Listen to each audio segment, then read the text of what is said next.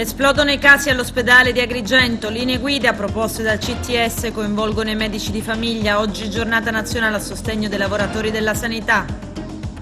Ancora disordini nella struttura d'accoglienza del villaggio Mosè ad Agrigento, nuove fughe. Spacciano anche durante il lockdown, i carabinieri ritrovano sottoterra i barattoli con 12.000 euro. Disposti nuovi accertamenti sulla Scala dei Turchi, contesa tra privato e regione, dissequestrato definitivamente il posteggio di Bovo Marina dei fratelli Manzone.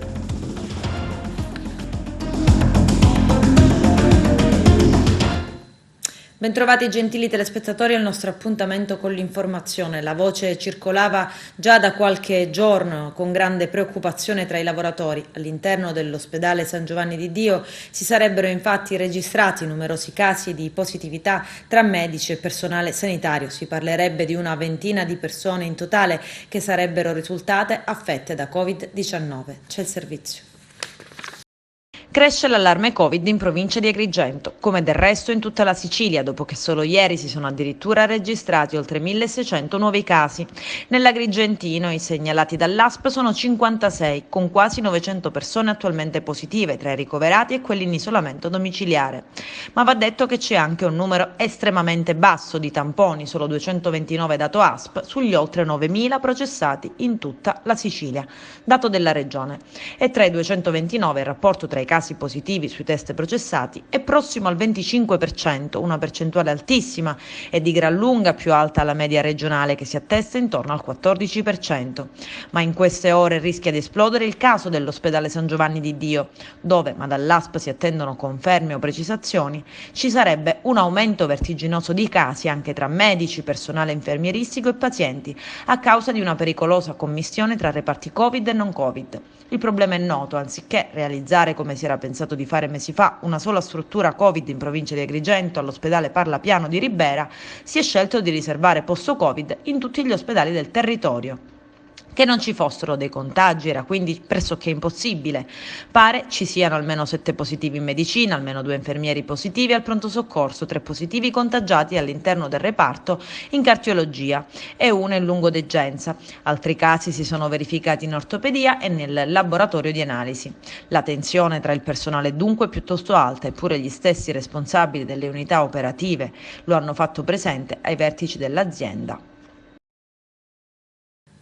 La gestione dei positivi ai medici di famiglia, il modello di cure domiciliari del Comitato Tecnico Scientifico. Oltre ai tamponi, i medici di base dovrebbero occuparsi di tutti quei pazienti che non hanno bisogno di ricovero. I dettagli nel servizio. Il medico di famiglia come componente fondamentale del sistema sanitario regionale. È la proposta del Comitato Tecnico Scientifico della Regione Siciliana che ha licenziato un documento per la gestione dei pazienti positivi al Covid-19 che non necessitano di ricovero ospedaliero. Secondo gli esperti siciliani oggi si hanno maggiori conoscenze sul virus e si sa che diagnosi e terapia precoci possono aiutare a prevenire temibili complicanze e quindi il ruolo del medico di medicina generale diventa fondamentale, ancor più quando integrato dalle USCA e supportato dai dipartimenti.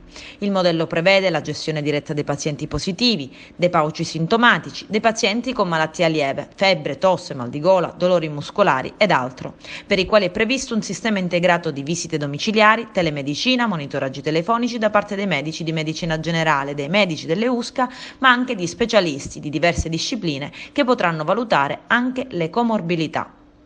Per gli esperti del CTS siciliano, dal momento della semplice infezione è fondamentale non sentirsi soli a combattere contro il virus ed è fondamentale sapere che c'è qualcuno che sa quando e come assisterti con cure mediche appropriate o quando c'è bisogno di una rapida ospedalizzazione.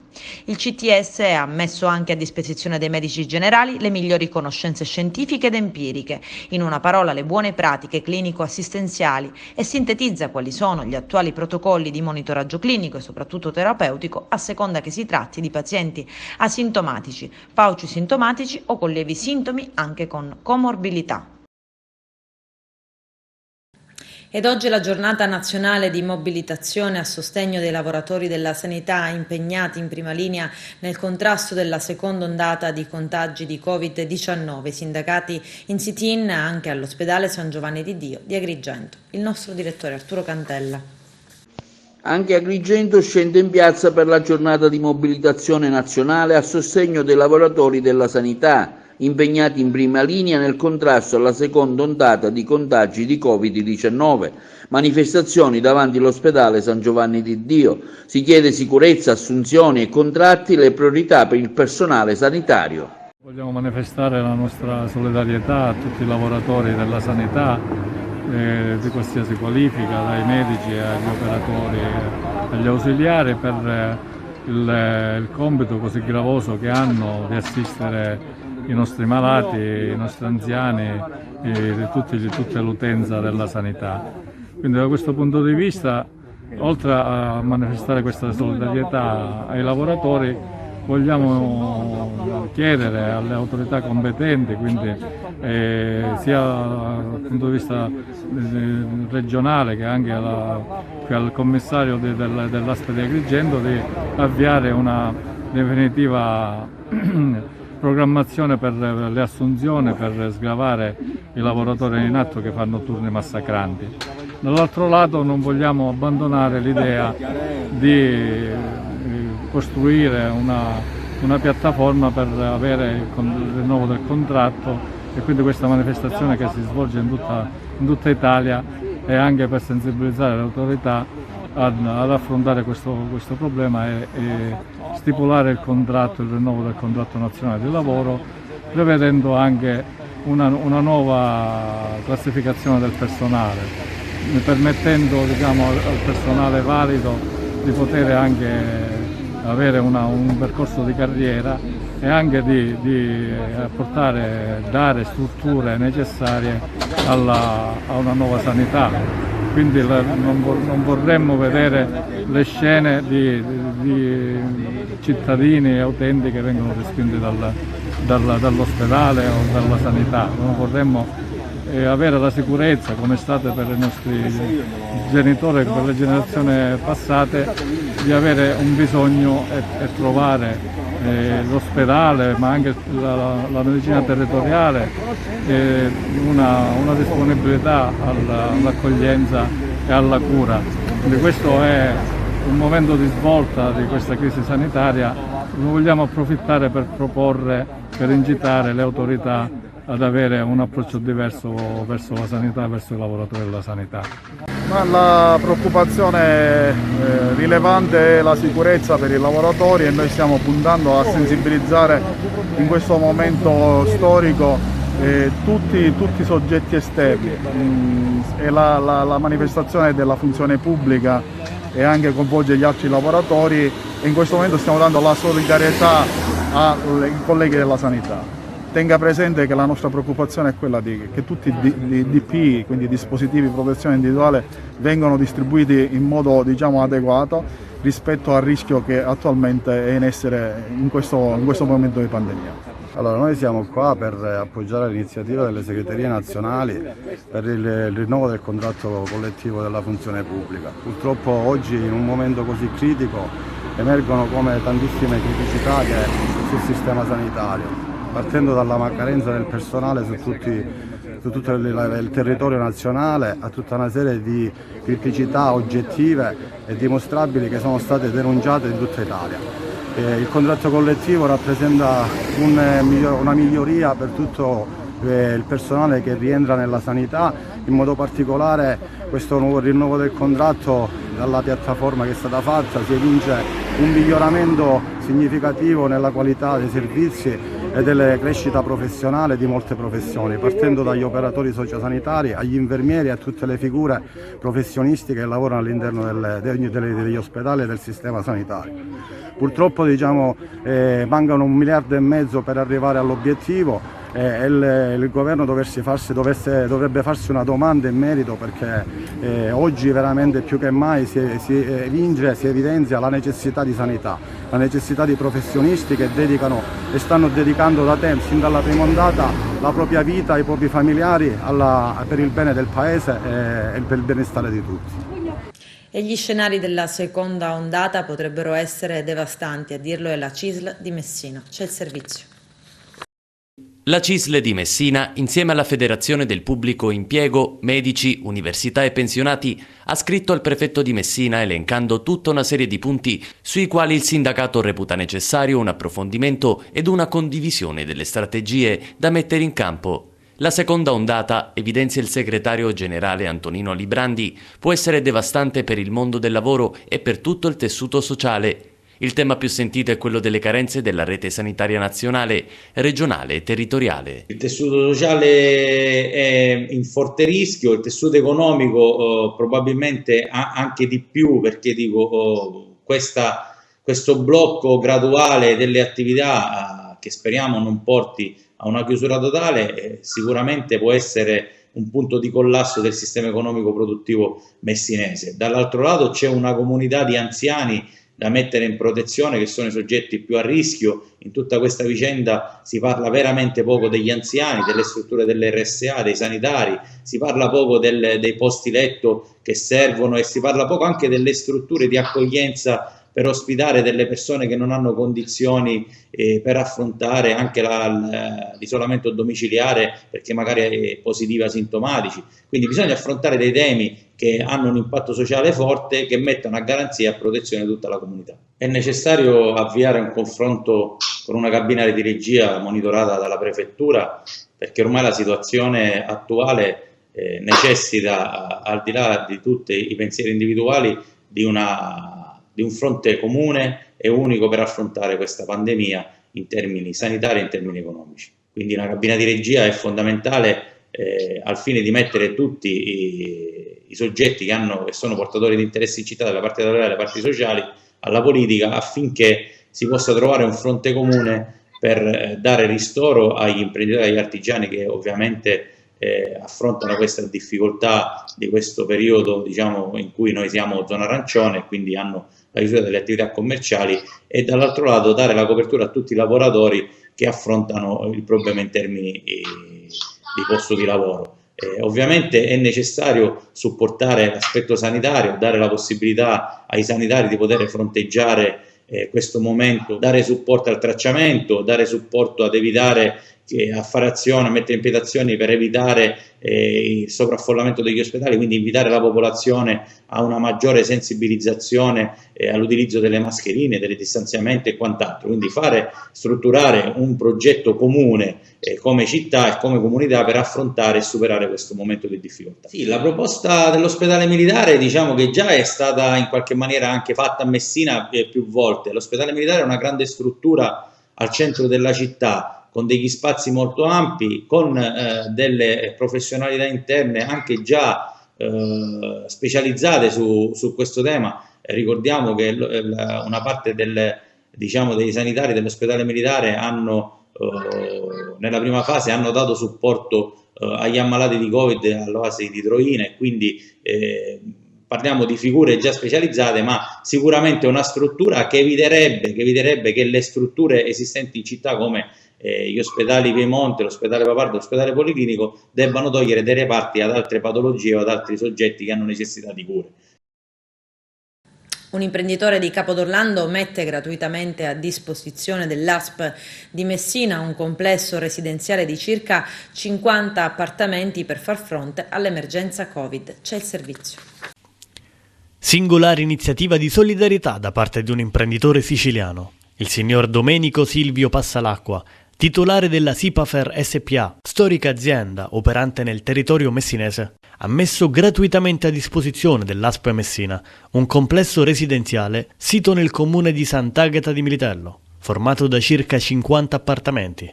L'imprenditore ha voluto così fornire il proprio contributo per fare fronte alla preoccupante emergenza Covid-19 che sta interessando anche il territorio siciliano. La disponibilità a concedere gratuitamente i 50 appartamenti è stata trasmessa formalmente al commissario per la gestione dell'emergenza Covid-19 dell'ASP Messina, dottor Carmelo Crisicelli, con una nota a firma dell'avvocato Andrea Pruiti Ciarello. Nella nota, indirizzata per opportuna conoscenza anche al presidente della regione siciliana e commissario straordinario Covid Nello Musumeci e al sindaco di Sant'Agata Militello Bruno Mancuso, si legge che tali residenze potrebbero essere utilizzate per l'ospitalità dei soggetti che dovessero risultare positivi al Covid-19, che, per caratteristiche delle proprie abitazioni o per ragioni economiche, non avessero la possibilità di soggiornare in spazi separati dal proprio nucleo familiare e che pertanto si troverebbero nelle condizioni di favorire la diffusione dell'infezione. Altra protesta dei migranti ospiti del centro d'accoglienza del villaggio Mosè ad Agrigento. I migranti della struttura hanno cominciato a lanciare diversi oggetti dalle finestre e dai balconi in segno di protesta, visto che chiedono di essere lasciati liberi, una situazione pericolosa considerato che la zona è molto popolata e insistono diversi esercizi commerciali. Tempestivamente sono intervenute le forze dell'ordine che stazionano nel centro, ma è stato necessario anche l'arrivo dei rinforzi per riportare la calma. Qualcuno sarebbe anche riuscito a fuggire. Purtroppo scene del genere ormai si ripetono quasi giornalmente. Proprio questa struttura il mese scorso era stata chiusa al termine di una forte protesta dei migranti che avevano anche appiccato un incendio. Da tempo si chiede che il centro venga definitivamente chiuso. Non è situato in un posto sicuro. I residenti in particolare sono stanchi di assistere a queste scene vergognose. I pescatori siciliani detenuti in Libia hanno telefonato ai loro familiari. Finalmente una piccola buona notizia. I dettagli nel servizio. Sembra essere piccolo, ma in realtà è un grande segno ed un grande passo in avanti. C'è stata una telefonata tra i pescatori sequestrati in Libia ed i loro familiari che hanno potuto finalmente riascoltare la loro voce dopo oltre 70 giorni di prigionia. A quanto si apprende, la telefonata è avvenuta attraverso la sala delle unità di crisi e a seguito della visita del ministro Di Maio negli Emirati. Lo hanno confermato fonti della Farnesina, che fanno sapere anche che il Ministero degli Esteri continua la sua azione d'ampio raggio per ottenere la liberazione dei pescatori siciliani. La telefonata di alcune delle famiglie dei pescatori sequestrati in Libia ai propri cari è un segno tangibile di speranza per la loro liberazione. Lo scrive su Facebook il sindaco di Mazara del Vallo, Salvatore Quinci, sempre in prima fila per questa causa. Dopo 72 giorni, sottolinea Quinci, è arrivata la tanto attesa telefonata dai pescatori trattenuti a Bengasi, che hanno potuto finalmente parlare con i propri cari. Ho voluto immediatamente accertarmi personalmente dello stato emotivo dei familiari, dice ancora Quinci, che ho sentito commossi e profondamente emozionati. Esprimo, conclude il sindaco di Mazara del Vallo, soddisfazione per l'impegno profuso dal governo nazionale. Stanno tutti bene, confermano le famiglie, si spera che questo possa essere un primo ma decisivo passo verso la liberazione dei nostri connazionali. Sono 18 in tutto i marittimi sequestrati in Libia, 8 italiani, 6 tunisini, 2 indonesiani e 2 senegalesi delle imbarcazioni ormai note Antartide e Medinea. Spacciavano anche durante il lockdown. 3 arresti a Ribera. Gli inquirenti hanno ritrovato sottoterra dei barattoli contenenti 12.000 euro provenienti, secondo l'accusa, dal traffico di stupefacenti. Il nostro direttore Arturo Cantella. Conferenza stampa stamani presso il Comando Provinciale dei Carabinieri di Agrigento. Il comandante della Compagnia dei Carabinieri di Sciacca, il tenente colonnello Roberto Vergato, ha tenuto una conferenza stampa riguardante l'attività condotta dalla Tenenza di Ribera, che ha portato all'esecuzione di 3 ordinanze di custodia cautelare nei confronti di 3 persone responsabili di spaccio di sostanze stupefacenti in concorso. I 3 sono stati arrestati per aver gestito un fiorente spaccio di eroina, cocaina, marijuana e crack, usando come base d'appoggio la loro abitazione a Ribera.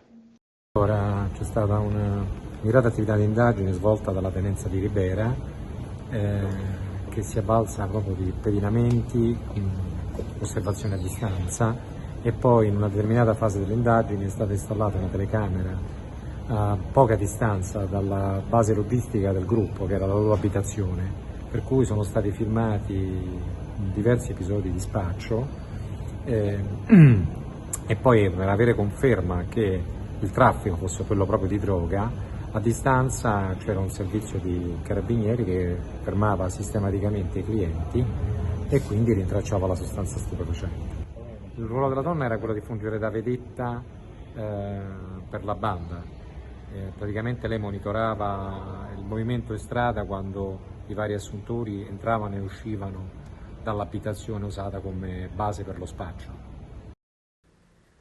La migliore tipologia di strumenti per la prevenzione ed il rilevamento di apparecchi di telefonia mobile all'interno delle carceri. Il Dipartimento dell'Amministrazione Penitenziaria avvierà infatti a breve le procedure per il loro acquisto in modo da consentire un decisivo potenziamento delle dotazioni su tutto il territorio nazionale. Contestualmente verrà attivata un'apposita formazione per il personale che sarà addetto al loro utilizzo e alle attività ad esso correlate.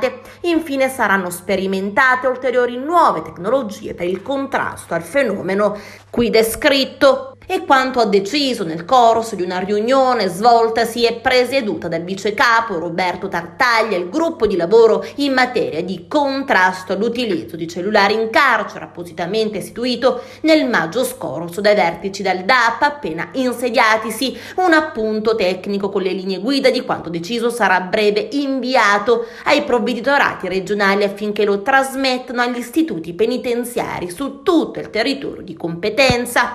Per il suo lavoro il gruppo si è avvalso di numerose e variegate interlocuzioni con i responsabili del nucleo investigativo centrale, del gruppo operativo mobile della polizia penitenziaria, con personale specializzato dell'amministrazione, con esperti del mondo accademico. È stata inoltre svolta una ricognizione di tutti i dispositivi attualmente in uso negli istituti penitenziari e uno specifico studio sulle statistiche relative ai ritrovamenti dei telefoni e alle modalità di rinvenimento negli ultimi anni. Nel corso delle riunioni sono stati inoltre analizzati anche possibili profili disciplinari e penali per il ritrovamento e l'uso di apparecchi di telefonia mobile da parte della popolazione detenuta. Ed intanto sono 5 cellulari rinvenuti alla fine di una perquisizione straordinaria disposta nel carcere Ucciardone di Palermo. La perquisizione, che risale alle scorse ore, è scattata dopo che alcuni agenti della penitenziaria si sono accorti del lancio di un involucro all'esterno verso i cortili dedicati al passaggio dei detenuti. Successivamente il comandante del reparto ha disposto la perquisizione di tutta la terza sezione del penitenziario, 43 gli agenti impegnati. Un telefono era nascosto in un contenitore legato alle inferrate della finestra di un bagno. Gli altri 4 cellulari sono stati trovati all'interno di alcune canalette poste lungo i muri del corridoio. La terza sezione ospite detenuti della cosiddetta media sicurezza. Non è la prima volta che vengono trovati microcellulari, ne erano stati sequestrati anche al Pagliarelli di Palermo. Ed era soltanto lo scorso 27 ottobre quando telefonini e droga invece arrivavano direttamente dentro al carcere Ucciardone, sempre a Palermo, anche attraverso lanci di sacchetti che riuscivano a superare le mura di cinta del vecchio carcere borbonico. Lo hanno scoperto gli agenti della polizia penitenziaria grazie alle intercettazioni nel corso dell'operazione denominata Mobile Phones in Cell, che ha portato all'arresto di 5 persone, tra cui un agente della polizia penitenziaria. Le immagini dei sistemi di videosorveglianza hanno permesso di immortalare diversi lanci commissionati dai detenuti, comunicando telefonicamente con l'esterno. Dentro al carcere c'era un vero e proprio commercio di miniphone e SIM card con tanto di tariffari. Ad Agrigento, a seguito di un confronto tra l'amministrazione comunale e i titolari degli esercizi commerciali lungo la via Atenea, è stata soppressa la ZTL, ovvero la zona a traffico limitato lungo la stessa arteria. Il provvedimento, proposto e sollecitato dal consigliere comunale di Forza Italia Simone Gramaglia e firmato dal sindaco Franco Miccichè, mira ad alleviare la crisi che incombe sul commercio in genere a causa della zona arancione anti-Covid e verosimilmente la via Atenea sarà transitabile 24 ore su 24 fino a quando vigerà la zona arancione. Adesso c'è la pubblicità, a tra poco vi aspetto.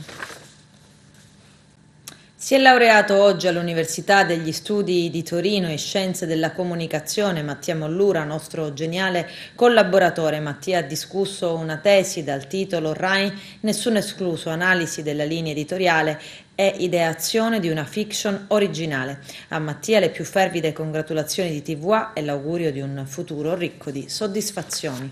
Presenta una tesi che è al contempo una tesi di tipo teorico, questo perché gli è stato richiesto, ma anche una sceneggiatura, in realtà una sceneggiatura di 2 episodi piloti di un centinaio di pagine, quindi voi dovete pensare che il candidato scrive un centinaio di pagine di sceneggiature e a queste abbina le pagine canoniche che sono richieste per le mie tesi, che vanno dalle 30 alle 40. Quindi da un punto di vista di quanto ha lavorato, già questo è molto indicativo. Lo fa a partire da un'analisi di questo progetto RAI, appunto Nessuno Escluso, che lui analizza con alcuni strumenti classici, alcuni testi sulla fiction italiana, che è lo specifico su cui lui lavora, e fa bene a evidenziare nella sua discussione appunto il problema relativo al palinsesto e relativo alle specifiche estetiche che ogni broadcaster, in qualche modo fa sue come linea. E ha valutato anche la tesi di laurea oggetto della discussione di oggi e ha deliberato all'unanimità di attribuirle il punteggio di 98 su 110, il massimo di punti che potevamo ottenere. Quindi poteri conferiti dal magnifico rettore, la dichiaro da programma 8 ottobre in comunicazione. Faccio i miei complimenti. Grazie mille, professore. Auguri Mattia, bravo. Grazie. Mattia si sente? Sì. Mattia adesso sta rapprendendo. Sono ancora no, sono qui, tranquilli, ringrazio. Congratulazioni e in bocca al lupo per il suo futuro professionale. Grazie mille. Arrivederci.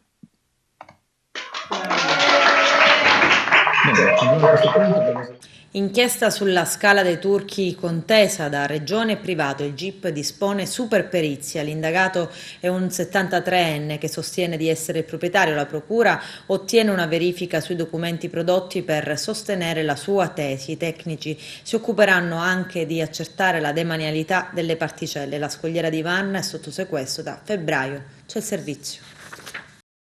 Una superperizia per accertare e descrivere lo stato dei luoghi attraverso rilevi fotografici, topografici ed aerofotogrammetrici, oltre che per accertare la demanialità di alcune particelle, nonché l'autenticità e la veridicità dei documenti esibiti dall'indagato al fine di reclamare la propria proprietà privata.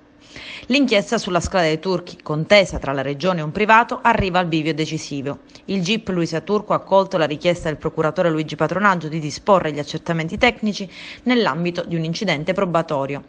Era stato lo stesso Patronaggio lo scorso 27 febbraio ad ammettere il provvedimento di sequestro urgente della Scala dei Turchi.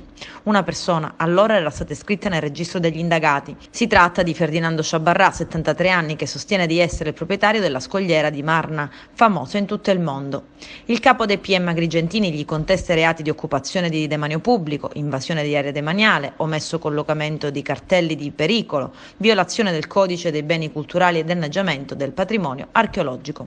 Abbiamo registrato, aveva spiegato il procuratore, atti di vandalismo, gente che porta via pezzi di Marna, graffiti di dubbio gusto, buchi nella scogliera, carotaggi non autorizzati. È un sito fragile perché dalla parte sommitale cadono dei massi che mettono in pericolo le persone ma danneggiano la stessa Marna Bianca.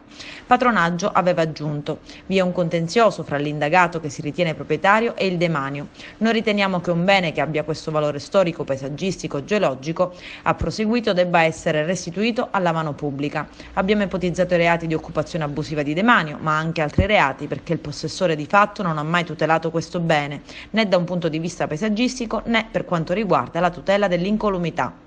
Alla richiesta di disporre gli accertamenti non si è opposto il difensore di Sciabarrà, l'avvocato Giuseppe Scozzari, che anzi aveva espressamente aderito, chiedendo però di escludere dai quesiti l'accertamento sulla veridicità dei documenti prodotti da Sciabarrà, che invece il GIP ha ritenuto di ammettere. La perizia collegiale sarà eseguita dall'ingegnere Gabriele Freni, docente dell'Università Enna Core, e il geologo Pasquale Massimiliano Mastrosimone. L'incarico sarà conferito il 23 novembre. Dissequestrato definitivamente il terreno dei Manzone a Bovo Marina. Vediamo. Torna in possesso dei fratelli Manzoni il terreno di Bovomarina adibito a parcheggio durante la stagione estiva nella frazione balneare di Montallegro. Lo ha deciso la Corte di Cassazione, che annulla senza rinvio la decisione del Tribunale del Riesame di Agrigento, che ne aveva deciso il sequestro lo scorso mese di gennaio a seguito dell'indagine avviata dalla Procura di Agrigento. I fratelli Manzone, assistiti dagli avvocati Vincenzo Caponnetto e Gianni Amel, hanno ottenuto infatti l'annullamento definitivo del sequestro preventivo, che era stato disposto sul parcheggio di loro proprietà, restituendolo così a coloro che lo hanno avuto in possesso per quasi un secolo. Siamo davvero soddisfatti per quanto sentenziato dalla Cassazione, affermano Leonardo e Giuseppe Manzone. Questo conferma la correttezza che ha sempre caratterizzato la condotta di vita della nostra famiglia e, forti delle nostre ragioni, siamo sicuri che la triste vicenda, che ci ha visto nostro malgrado protagonisti, si concluderà con la conferma della nostra proprietà.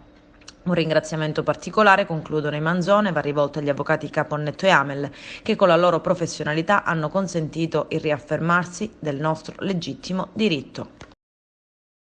Max incendio nell'isola ecologica di Santa Flavia nel Palermitano. 10 squadre dei Vigili del Fuoco al lavoro. Vediamo. Uno scenario ormai noto e che purtroppo si ripete sul nostro territorio. 10 squadre dei Vigili del Fuoco di Palermo impegnate nel maxi incendio divampato. Prima delle 15 di ieri nell'isola ecologica, all'incrocio fra via Gentile 1 e la provinciale 88 a Santa Flavia in provincia di Palermo, una grossa nube nera è sta vista per ora a chilometri di distanza. Da quanto si apprende, a prendere fuoco sarebbe stata una montagna di rifiuti accatastati nella zona in cui vengono smistati e lavorati. Non è la prima volta che l'isola ecologica di Santa Flavia va a fuoco. Già lo scorso anno, infatti, le fiamme avevano distrutto parte della struttura. Sul posto, oltre ai vigili del fuoco, carabinieri, polizie e sanitari del 118 pronti ad intervenire in caso di feriti o intossicati. Vista la natura del rogo, sono intervenuti anche tecnici per escludere la presenza di sostanze tossiche nella nube nera che si è levata in cielo per ore. Mamma mia, cosa è successo? Increduli ed impauriti i residenti di Santa Flavia nel vedere ieri questa grande nube nera e il grosso incendio divampare in alto sino in cielo. In tanti sui social hanno commentato l'episodio non nascondendo stupore e paura per quanto avvenuto. Lo vedo pure da casa mia e sto in zonaccia, commenta così Marianna su un post su Facebook. Lo vedo molto vicino, rincara Stefano. Io abito in zona Caravella e lo vedo dal balcone, scrive ancora Salvo. Nonostante sul posto siano intervenute tempestivamente le squadre dei Vigili del Fuoco, le fiamme si sono propagate anche verso altre zone. Con questo è tutto, termina qui l'edizione del telegiornale. Grazie per la gentile attenzione e per essere stati con noi. A presto.